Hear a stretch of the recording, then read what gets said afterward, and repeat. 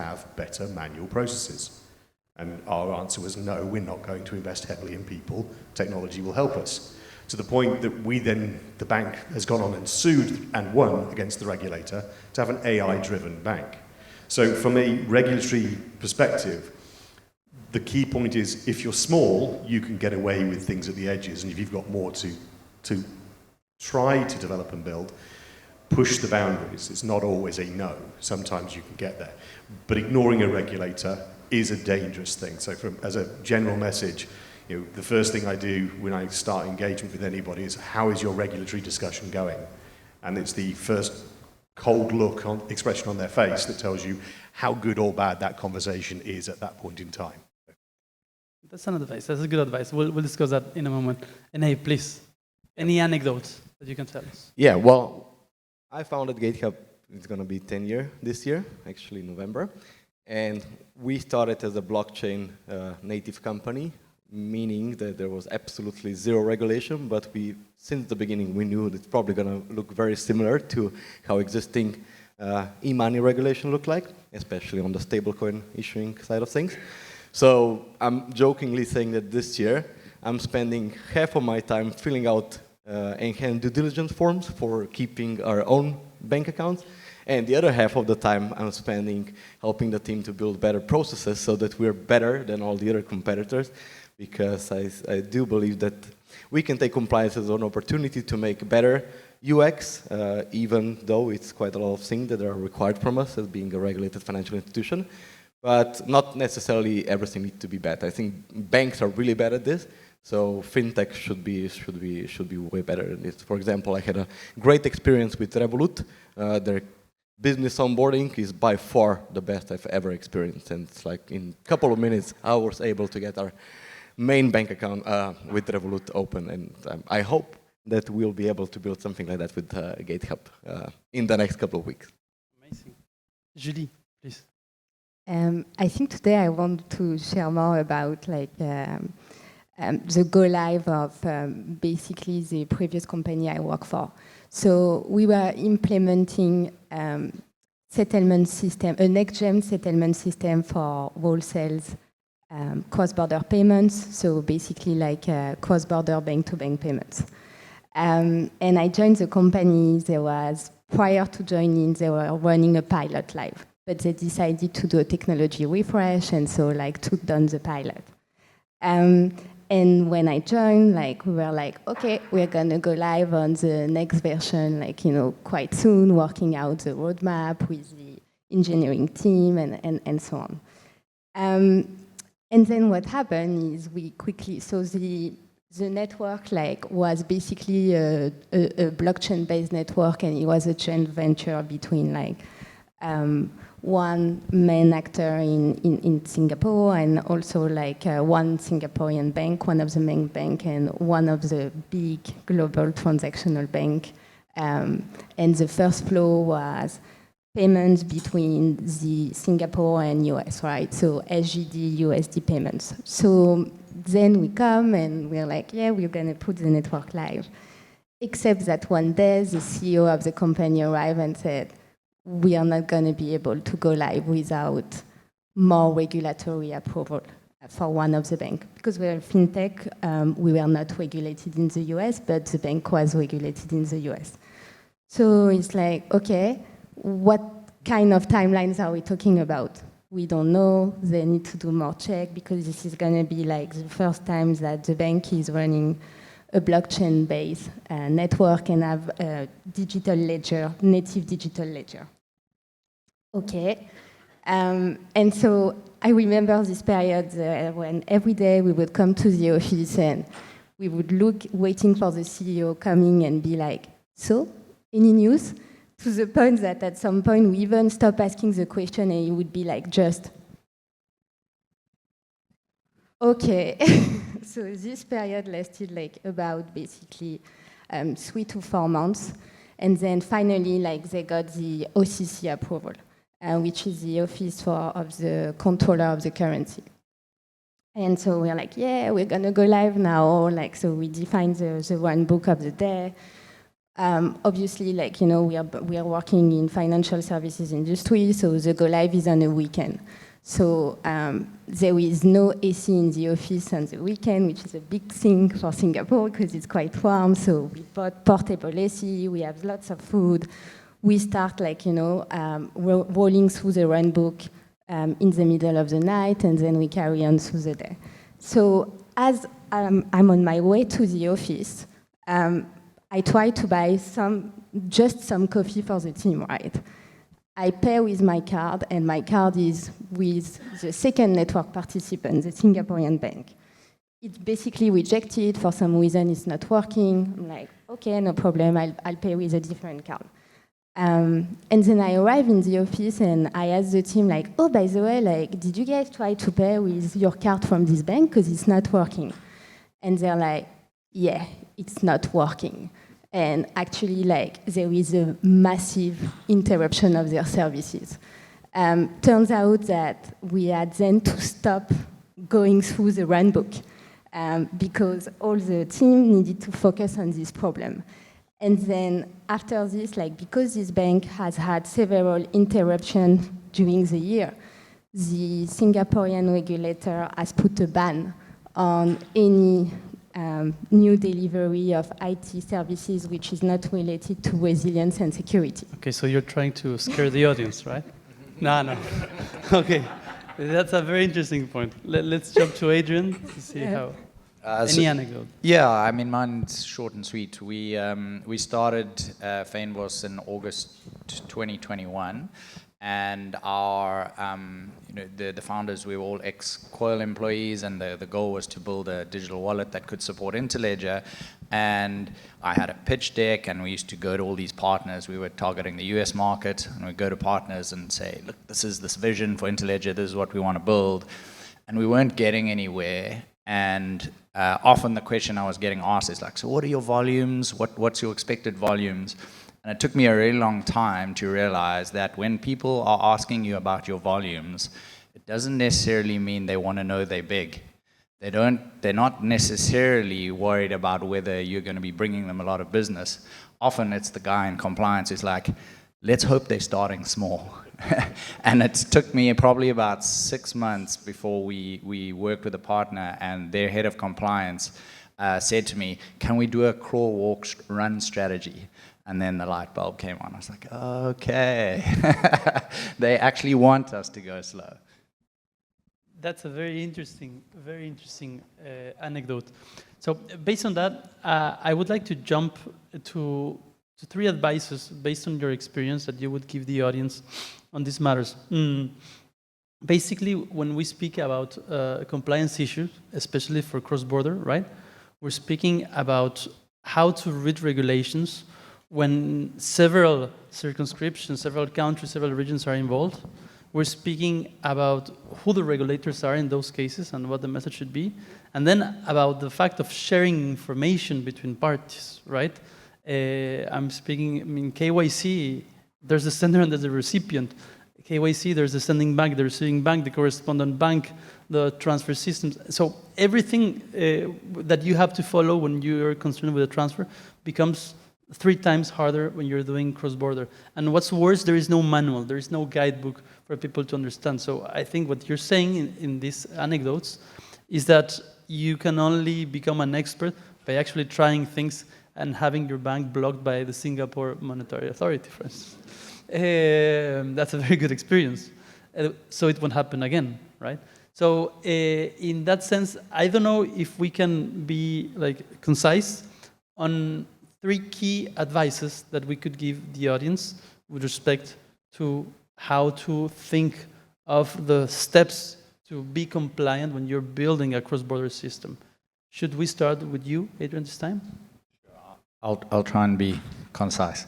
I think the first one that we discovered is nobody knows what's going on. Cross-border is the Wild West. Like, the reason why it's still such an evolving industry, I think, is there isn't a rule book, there isn't a manual. Each country central bank is mostly just concerned about their own payment system in their own country.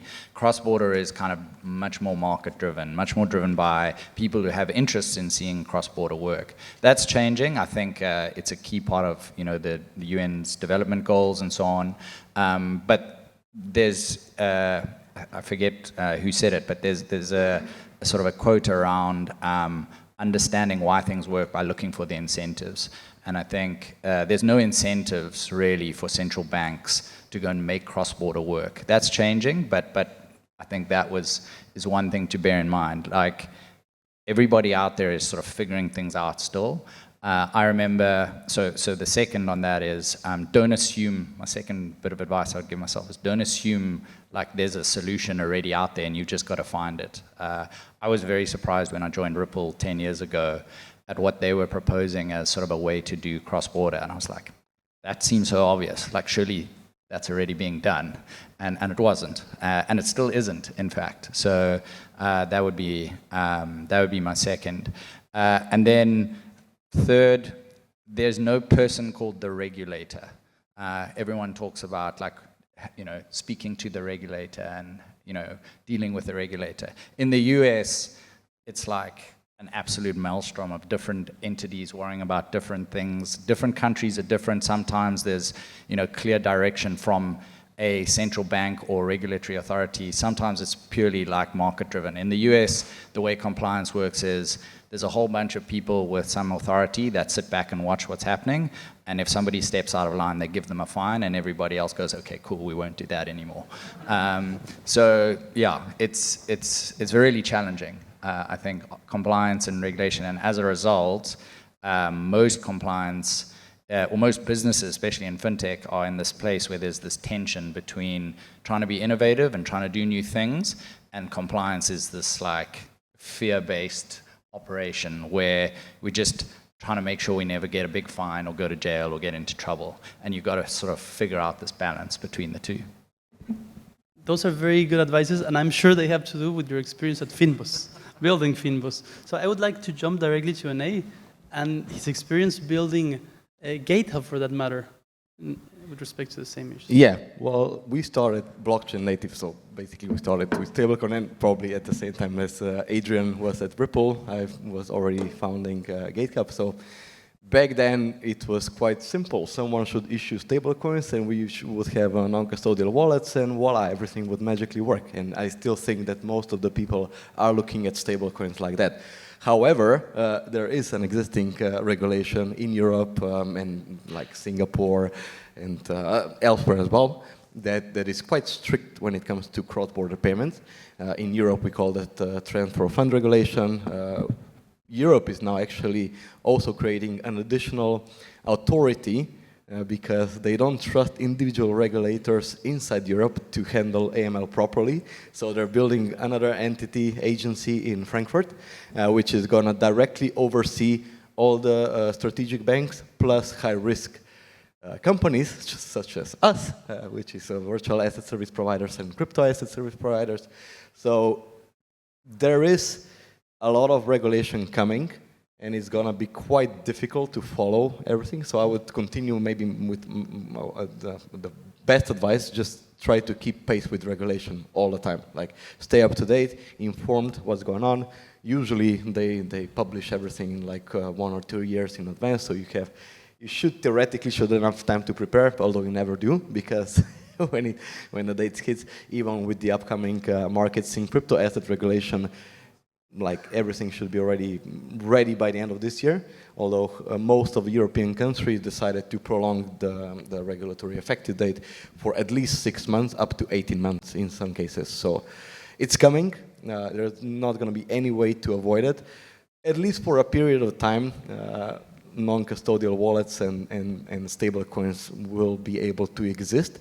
But I believe that already MiCA 2.0 is going to address the non-custodial wallet providers and everything that's currently not being brought into scope of this regulation. So just keep up to speed with what's going on, have an open communication with the regulators, although, like Adrian said, there is not like a single person that would magically know or have all the answers. And so we'll see how it goes. I'm still quite optimistic. At least regulation is coming, which will hopefully open the door so that we can start working with the bigger banking players and maybe get them excited about working with protocols like Interledger to finally try to bridge the gap on all this. But it's going to be a long process. It's not going to be as quick as we hoped initially. Very good. Thanks, Enej. Julie, in your experience implementing cross-border systems, 3 advices that you would give the people here in this room. I think for me, one of the anecdotes that we all share, and again, like what was mentioned today, is that engage with the regulators with a S as soon as possible in your project, because they are probably the invisible party of your project team, but definitely the most influential one. My second one would be with the fine points. When it comes to understanding regulation, is effectively really going into details and understanding as well that we shouldn't assume anything because it works in a certain way in one jurisdiction, especially when it comes to things like KYC, data privacy, data localization. There is loads of variations depending on the jurisdiction you're operating. And I would say, last one, I would a bit echo what you said, which is regulators don't come with new regulation overnight. Especially these days, there is a lot of consultation usually. So be part of this working group so that you know what's coming. Thank you, Julie. Rob, please. I can give more than 3, unfortunately, but I'll limit it to 3. In terms of advice, if you're not sure where to start at the FATF, the Financial Actions Task Force. It's the body that sits across everybody. It's how all the regulators judge each other, bizarrely. Do not underestimate the fear of a regulator to go onto a grey list. I was talking to the Central Bank of Mauritius last year, and they have just come off the grey list, and that was their biggest fear with the new payment scheme that was being introduced, that this would drag them back onto that. Why is that important? It affects the trade of a country, their ability of money flowing in and out. So the comment the regulators aren't worried about cross-border didn't used to be a problem until they realized the value of cross-border transactions. So start with FATF. Start your journey early, not because it's hard. Most compliance is there to stop people who forgot to apply common sense. The age-old joke, common sense is the least common of the senses. But people do things without thinking through how they're protecting people. If you follow that process and mantra through whatever you're designing and can explain it, the explanation is the part that's going to take the time. Regulators do not like change. They're the worst kind of IT change manager. Change is not good because we don't understand change. If you can explain things in a plain, simple way, they will read that. You will not talk to them, I agree. There is not a human being. It is a machine. But that's because they're actually human beings sitting behind a wall going, what are these people trying to do? It looks okay, but I'm scared. The conversations take place behind closed doors so they can actually understand it amongst themselves. Therefore, there will be misinterpretation. I'm on a founders group in the UK. Of all the fintech founders, about 500 of them. The biggest complaint is, anybody have a quick response from the regulator? It's 6 to 12 months is the window. And the UK can be fast. So go in early because it's going to take you some time. And then to echo the comments, we use the terms European Union and cross-border. Cross-border in Europe is easy because it's all euro. No, it's not. BaFin, the German regulator, has different regulations on how you identify a human being to the Italian, to the French, basically every single one's different. Exactly the same in the US. You have 50 states. National sort of applies. But global and common standards across everybody is not there yet. It will come, and that's an area that I think is quite important, that it needs to be harmonized, but it's not going to happen overnight. That's regulation changing.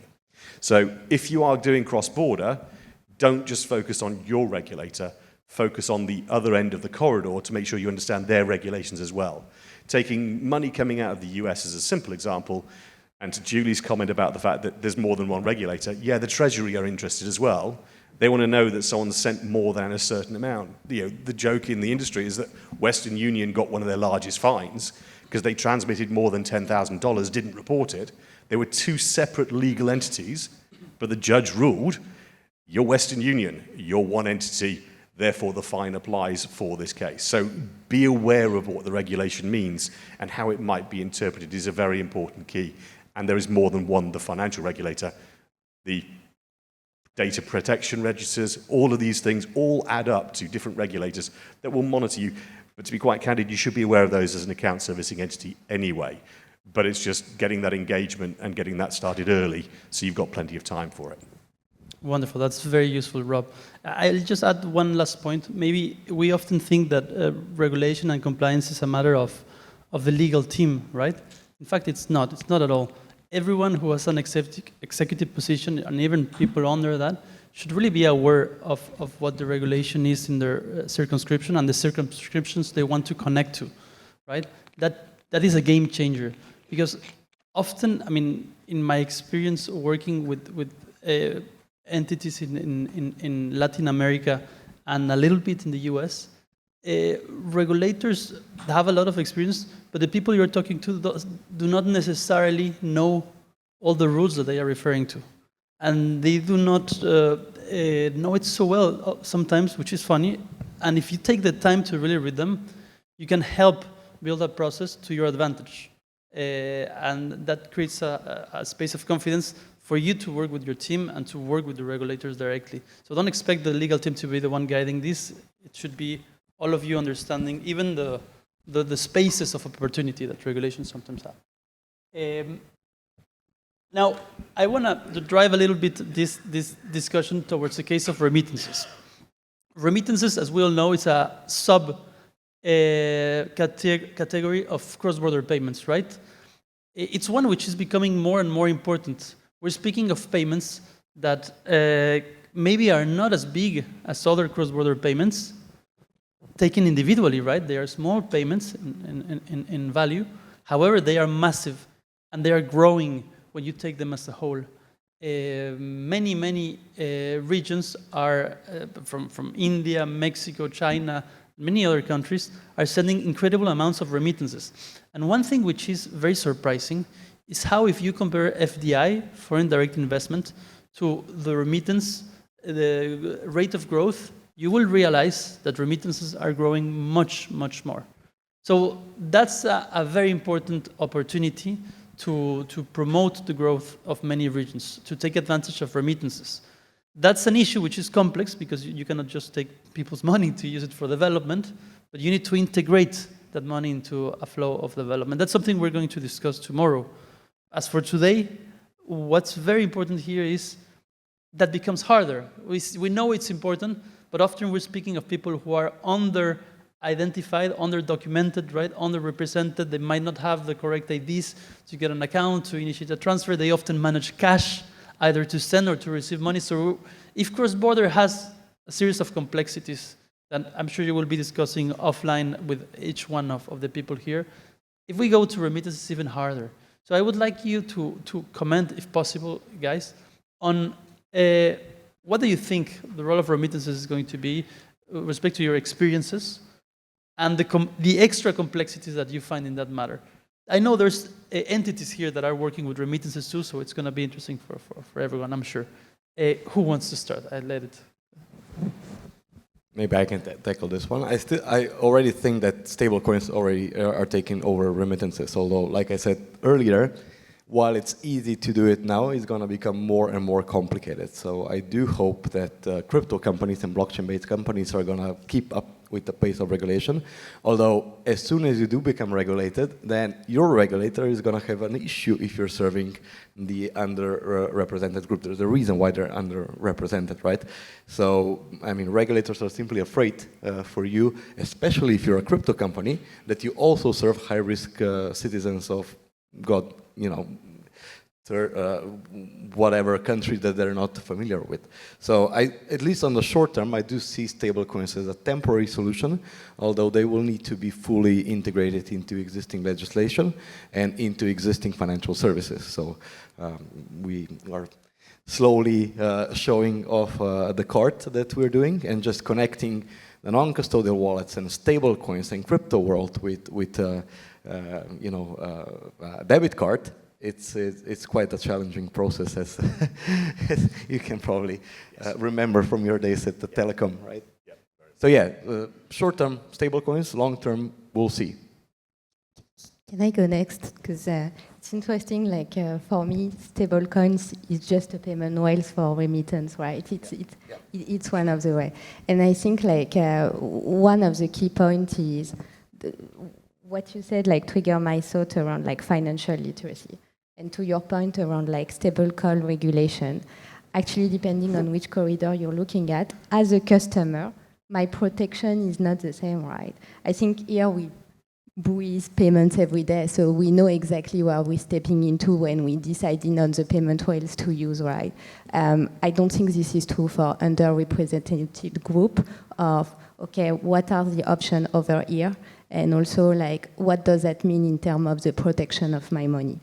The second thing, and I think this is why it's important that remittances is a specific category under the G20 roadmap, which focus is enhancing cross-border payment overall, is you're often looking at corridors where you have a liquid currency versus an illiquid currency.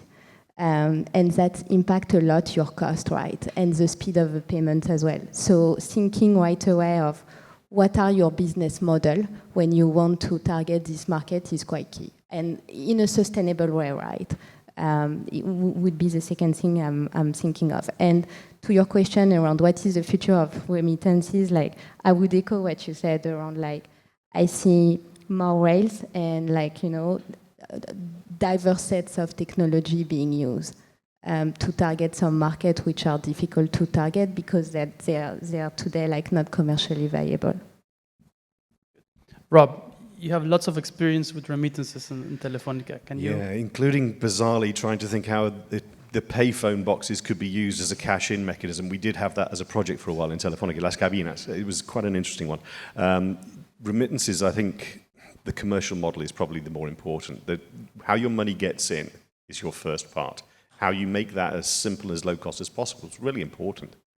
But if you don't know how your end-to-end is going to work, when the money gets to the receiving country, the cash out becomes the problem.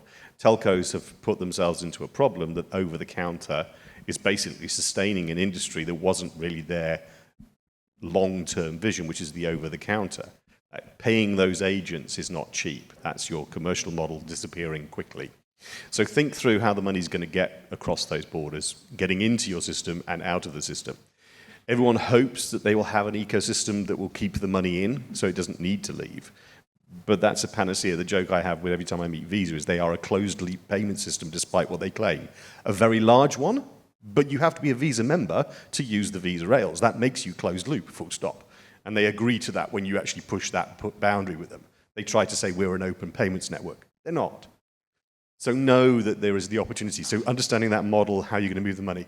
Then when you start moving money, remember that all those currencies have different units. You can send 1 million of one currency and it's a lot of money to a currency where that's not a lot of money and it turns into trillions. Therefore, the decimal places and the rounding impact should not be underestimated. People will use your system to potentially commit arbitrage, the process of I'll send in one country and back out via the other. And learn when you're sending, what is the black market economy doing for cash remittances? So we were trying to send money into Algeria, and the exchange rate was 50% better in the markets than it was from any financial institution, because the people who wanted the dollars wanted it in cash, and therefore they were willing to pay that bit extra in local currency to get the dollars. That economic pressure should not be underestimated when you look at your money flows. There are usually reasons why people are happy with cash, even though it's not. How was that solved in that case? It's not. It's more a case of customer adoption, of a case of how are they building it.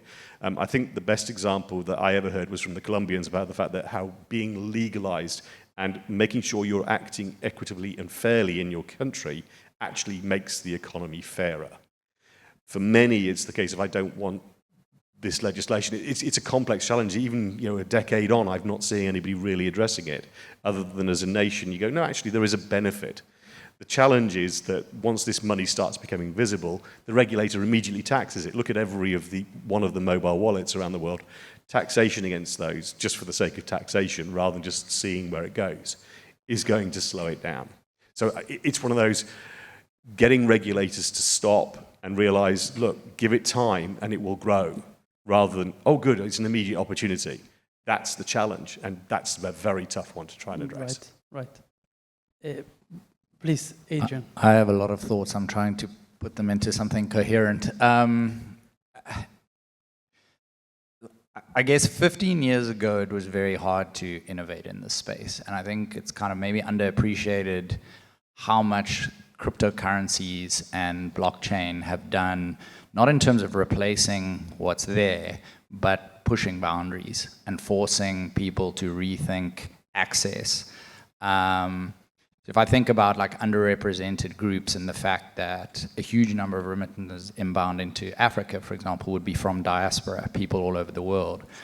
A lot of the recipients here would prefer not to receive local currency. They'd prefer to receive something that holds value longer, like USD.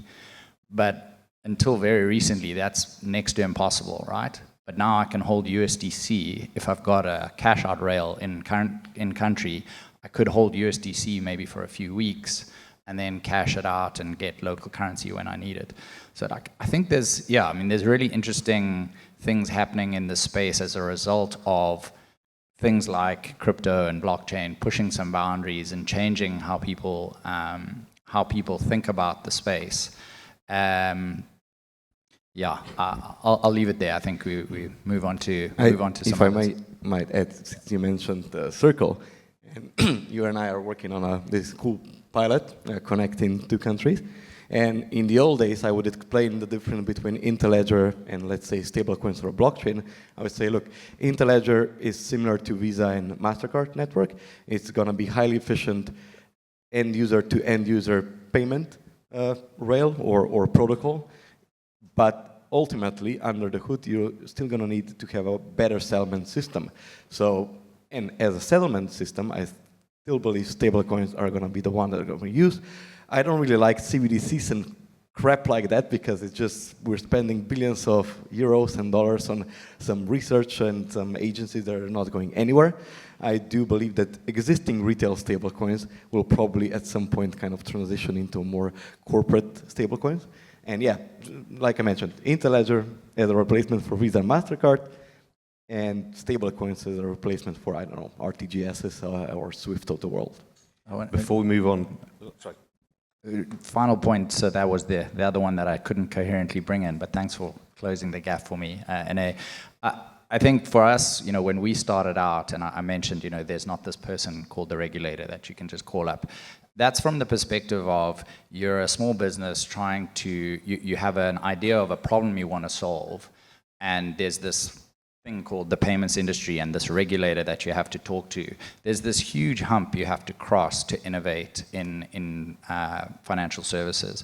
And I think that's really what crypto did, was to like really lower the boundaries. You can go and experiment. You can do the kind of stuff that startups want to do to test concepts, to try things out without having to go and find a bank partner or talk to a regulator or whatever the case may be. And I think that's woken up regulators to the fact that they need to be more open. Judy mentioned it, but I think that's relatively new. Anyone sort of looking at the industry today thinks, oh, well, the regulators are open to chat.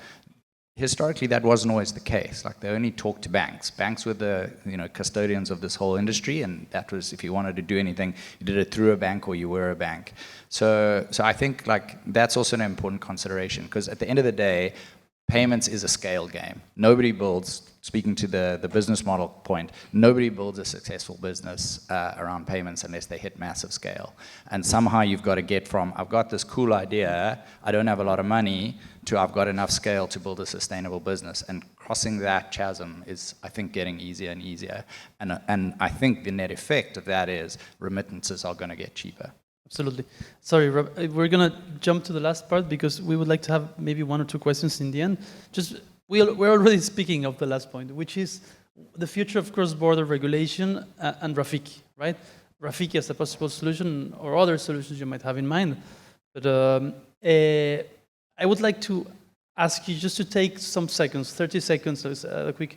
So where do you see things going? We're already speaking of that, and where do you see your work going with respect to that world that you imagine as the future. Rob, if you want to start. Yeah, I'm going to pick up on the other point because it does fit into this as well. The part on the underrepresented, you also have the KYC process becomes extraordinarily complex. And I think that's the area for the future of cross-border regulation. The effort on, okay, what does identification look like? People say they don't like anonymous payment schemes. In the European Union, we've had them since 2006. They were called prepaid cards. The regulation has changed, but they are foundations of having anonymous payments. So that process of anonymity cross-border exists today, despite what the claims are. It does exist because you can take a card and spend using the schemes cross-border. It's an anonymous payment. Taking that into remittances and having all the data points that are needed to say, okay, is this concentration of cross-border payments into an individual or group of individuals becomes an important measure. I can get into that into a long-winded conversation later, but from a philosophical, that part is, I think, the area that needs to be looked at and pushed forward, is that how do you push down to the bottom and still ensure compliance and safety? Absolutely. Julie. I think for me, like, and it's again, like, show up in these discussions that the future of cross-border payments is definitely fragmented, right? Because we're talking about more and more solutions, like traditional way of remitting money, stablecoin, and so on. So for me, one of the things is like, how do we build bridges?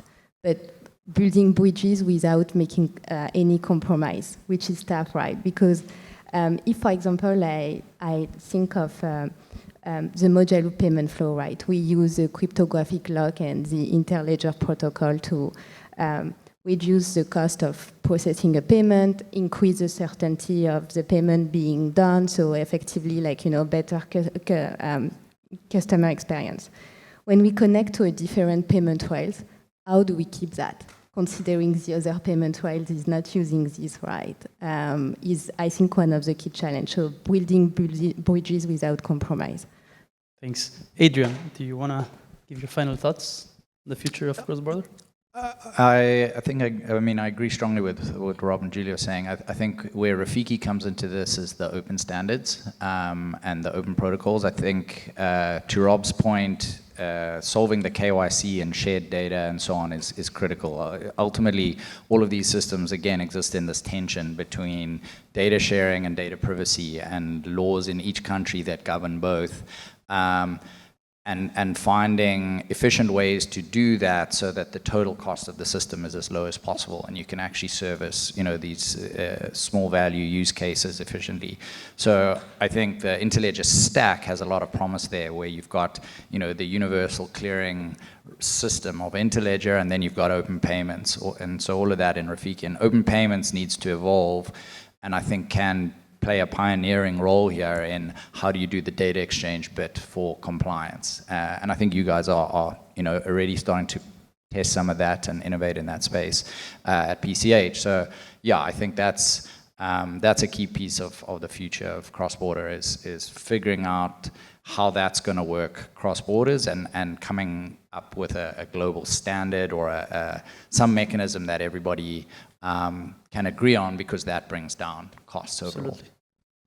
Enej, please. Yeah, well, I think the future of cross-border regulation is going to be more regulation. And as far as Rafiki is concerned, I think you should invite me and Adrian next year to report how those pilots are going to pan out. I'm quite optimistic as of now. That's a very good ending, because as you might know, Adrian and Enej are working on an incredible peering using Rafiki for their account servicing entities, the wallets they have in different countries.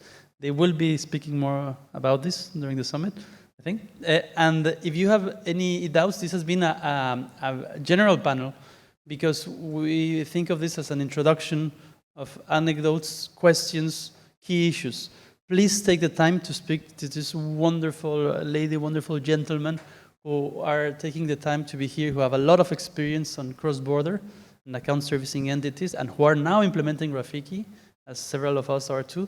So take the time and keep enjoying this wonderful summit. Thanks for being here.